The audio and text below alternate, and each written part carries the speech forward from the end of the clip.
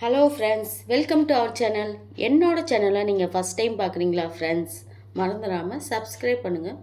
இன்றைக்கி இந்த வீடியோவில் இடியாப்பம் நம்ம வீட்லேயும் சாஃப்டாக செய்யலாம்.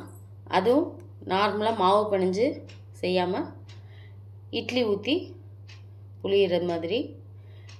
நம்ம நார்மலாக எப்போவுமே இட்லி தோசைக்கு அரைக்கும் போது எக்ஸ்ட்ரா கொஞ்சமாக ஒரு டம்ளர் நம்ம ஊற வச்சு இதை அரைச்சி காலையில் உடனே ஃப்ரெஷ்ஷாக இடியாப்பம் ரெடி பண்ணிடலாம். நார்மலாக செய்கிறத விட இந்த இடியாப்பம் நல்லாவே சாஃப்டாக இருக்கும். பார்த்திங்கன்னா இதில் வந்து நம்ம அப்படியும் காரமாகவும் செஞ்சுக்கலாம். நான் தேங்காய் பால் செய்ய போகிறேன். குழந்தைகளுக்கு நிறையா விரும்பி எடுத்து போட்டு சாப்பிடுவாங்க. இதுக்கு பார்த்திங்கன்னா 1 டம்ளர் பச்சரிசி, 1 டம்ளர் புழுங்கல் அரிசி நைட்டே ஊற வச்சு எடுத்துக்கலாம். நல்லா ஊறிடுச்சு. இதை நல்லா 3 தடவை கழுவிட்டு கிரைண்டரில் சேர்த்துடலாம். கிரைண்டரில் நம்ம நார்மலாக இட்லி தோசைக்கு அரைக்கிற மாதிரி இல்லாமல் நல்லாவே சாஃப்டாக நல்லா வலுவலுன்னு இருக்கணும். குருணையாக இருக்கவே கூடாது. தேவையான அளவு அரைக்கும் போதே கல் உப்பு சேர்த்துக்கிறேன். இது நல்லா அரைச்சி நல்லா இந்த மாதிரி சாஃப்டாக இருக்கிற மாதிரி எடுத்துக்கலாம்.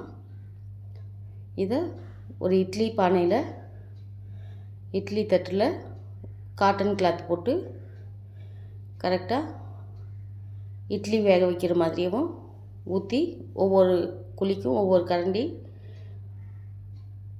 ஊற்றி வேக வச்சுக்கலாம். ரொம்பவும் லிக்யூட்டாக இல்லாமல் ரொம்பவும் திக்காக இல்லாமல் இந்த மாதிரி மாவு நல்லா சாஃப்டாக இருக்கிற மாதிரி ஊற்றி வேக வச்சு எடுத்துக்கலாம்.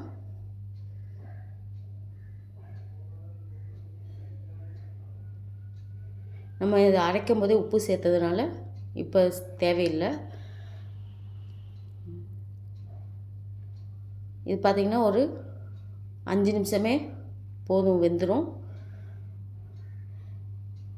இதுக்கு வந்து நம்ம ஷேப்பாக இருக்கணும் இல்லை, எப்படின்னாலும் உலக்கில் போட்டு கட் பண்ணி தான் போட போகிறோம். அதனால் நல்லா பெரிய பெரிய இட்லியாகவே ஊற்றி வேக வச்சுக்கிறேன். இது பெரிய இட்லி குண்டானில் வச்சுட்டு மூடி போட்டு ஒரு 5 நிமிஷம் நல்லா வேக வச்சுக்கலாம்.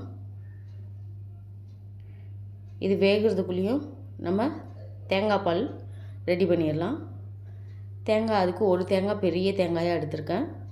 இதை நல்லா உடச்சிட்டு சின்ன சின்ன பீஸாக கட் பண்ணி, ஒரு சிலர் துருவி சுடு தண்ணி போட்டு பண்ணுவாங்க.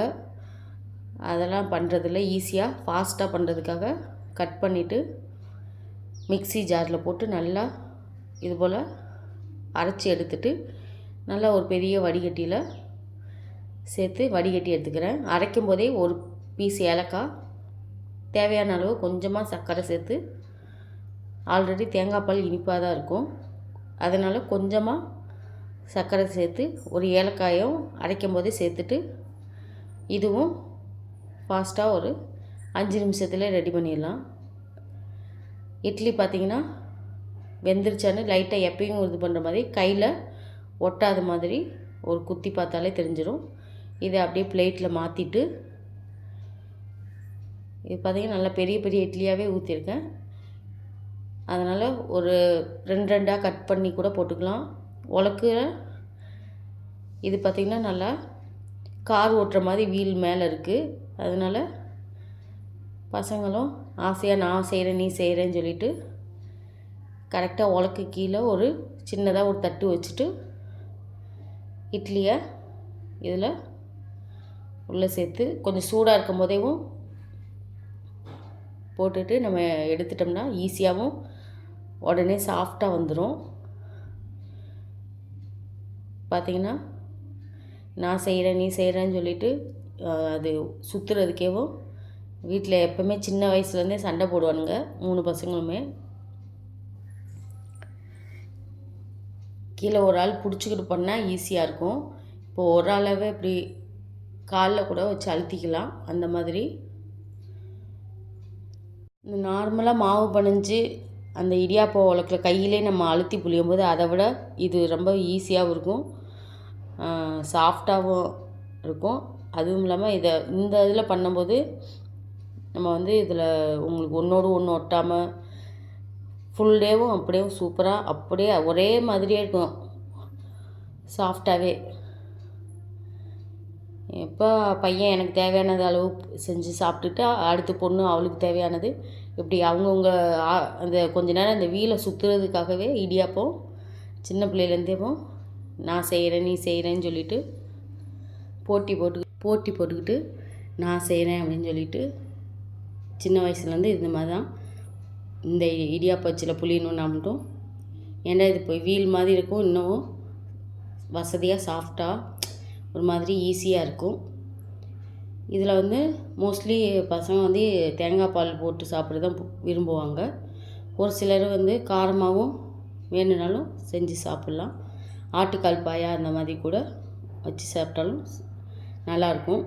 இதில் பார்த்திங்கன்னா நல்லா சாஃப்டாக காலையில் வச்சது நைட்டு வரைக்குமே இந்த மாதிரி தான் சாஃப்ட்டு ஒரே மாதிரியே இருக்கும். மாவு பனைஞ்சு பண்ணுறதை விட இது போல் இட்லி ஊற்றி செஞ்சு பாருங்கள் நீங்களும் ஒரு தடவையாவது. தேங்க்யூ.